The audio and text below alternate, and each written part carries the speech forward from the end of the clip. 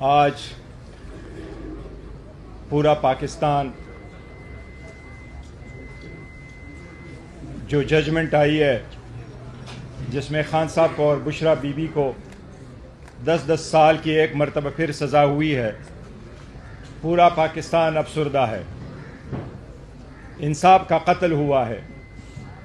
ہم سمجھ رہے تھے شاید مئی 2025 کے بعد سزاؤں کا، کنوکشنوں کا یہ بازار بند ہو جائے گا، انصاف کا بول بالے کی طرف ہم چل پڑیں گے۔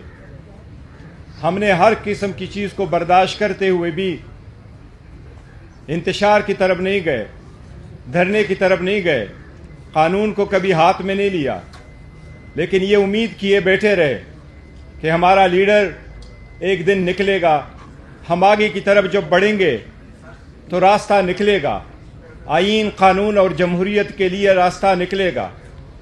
لیکن ہر آئے دن جب ایسے فیصلے آئیں جو آئین قانون کے ماروا ہو، جو عوام میں ایک مایوسی کی لہر پھیلائے، تو جمہوریت کے لیے خاک دعا کریں۔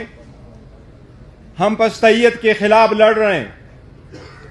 کل ہمارے لیڈرشپ کو سزا ہوئی، میں نے اس پہ ٹویٹ کیا کہ ان کو مجموعی طور پر 70 سال سزا ہوئی ہے۔ آج ایک اور فیصلہ آنے والا ہے، اس میں اس لیڈرشپ کو پھر وہی توقع کی جاتی ہے کہ 10 سال کی سزا ہوگی۔ منڈے کو ان کے خلاف ایک اور کیس آ رہا ہے، جج صاحب کہہ رہے ہیں میں اس میں بھی ججمنٹ دوں گا، 70 سال ان کو کمپلیٹ ہو جائے گا۔ بشرا بی بی اور خان صاحب کو بھی 60 سال کی سزا پوری ہو گئی ہے، 7 اور کیسز لیڈرشپ کے باقی ہے۔ اگر اس میں بھی 10 سال کی سزا ہو جائے تو مجموعی طور پر 140 سال کی سزا ہوگی۔ کب تک یہ سزائیں ہوگی؟ ہر آئے دن ہم یہ امید کرتے ہیں کہ ہم ایسے راستے کی طرف چلیں گے کہ ہم اپنے عوام کو انصاف کی طرف لے جائیں گے۔ ججز محفوظ نہیں رہے، سول ججز محفوظ نہیں رہے، ڈسٹرکٹ ججز نہیں رہے، سپریم کورٹ کے ججز نہیں رہے، ہائی کورٹ کے ججز نہیں رہے، لیڈرشپ نہیں رہی، جو پارلیمان کے اندر ہے وہ محفوظ نہیں رہے۔ تو اس ملک میں لٹرلی اسد کیسر صاحب بار بار کہہ رہے ہیں، اور میں اکثر ان کو کہتا ہوں کہ نہ کہو، لیکن مجبوری ہے کہ یہ کہنا پڑتا ہے کہ باقی ملک میں لٹرلی ماشاء اللہ ہے۔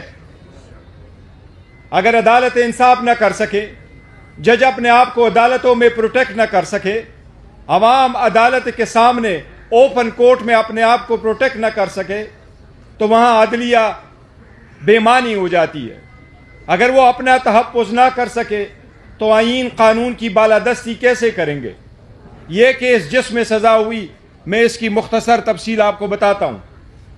سب سے پہلے اگست 2022 پہ خان صاحب پہ الزام لگایا گیا کہ توشخانہ کے gifts statement of assets and liability میں ڈکلیئر نہیں ہے، لہٰذا آپ کو ڈسکوالیفائی کیا جا سکتا ہے۔ ریفرنس آیا، الیکشن کمیشن نے ڈیسیڈ بھی کیا، 5 سال کی ڈسکوالیفیکیشن کی سزا بھی سنائی اور ریفرنس بھی بھیجا۔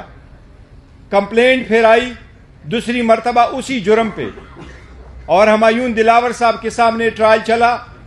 5 دن کے اندر ٹرائل کنکلوڈ ہوا۔ نہ ہمیں ڈاکومنٹس دینے کی اجازت دی گئی، نہ کراس کمپلیٹ کرنے کی اجازت دی گئی، نہ ہمارے مانگے ہوئے کاغذات منگوائے گئے۔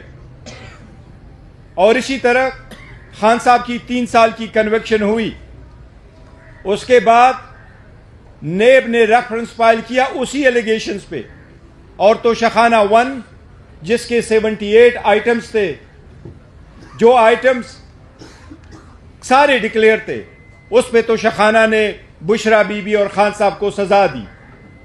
وہی آئٹمز، ان میں سے پھر فقط ایک آئٹم کو اٹھایا گیا اور دوبارہ ٹرائل چلوایا گیا کہ یہ ایک آئٹم بھی ڈکلیئر نہیں تھا۔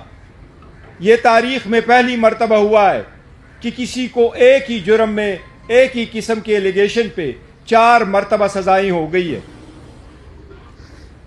یہ آئین کے منافی ہے، یہ قانون کے منافی ہے۔ یہ قانون کے اسکول میں پہلے دن داخلہ لینے والے کو بھی آیا ہے کہ ڈیسیجن کہیں اور طرف سے آ رہے.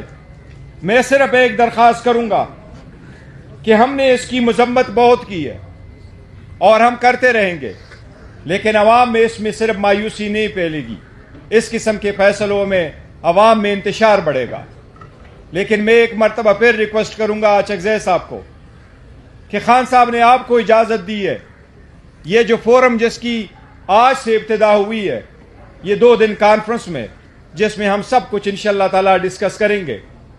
ہم نے فسطیت کو راستہ نہیں دینا، ہم نے غیر جمہوری قوتوں کو راستہ نہیں دینا.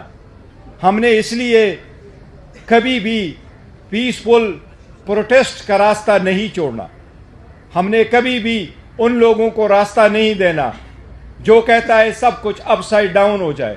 میں ان سے یہ ریکویسٹ کروں گا کہ اس نیگیٹو میں بھی پازیٹیو چیزیں ڈھونڈے تاکہ عوام اور قوم کے لیے کوئی راستہ نکلے.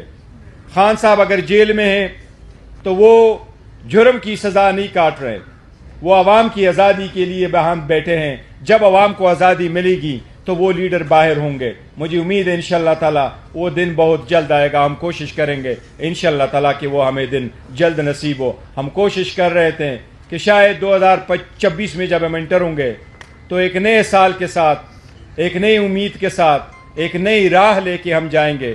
بٹ انفارچونیٹلی کچھ ایسے لوگ ہیں جو ہمارا راستہ روک رہے ہیں. میں ان کو یہ اپیل کرتا ہوں، عوام کا راستہ نہ روک لے، عوام کے لیے راستہ نکالے. جب لیڈر عوام کے لیے راستہ نہیں نکالتی تو عوام خود راستہ نکالتے ہیں، پھر کچھ نہیں بچتا. کوشش کریں کہ راستہ نکلے بجائے اس کے کہ لوگ جیلوں میں بند رکھیں. Thank you so very much.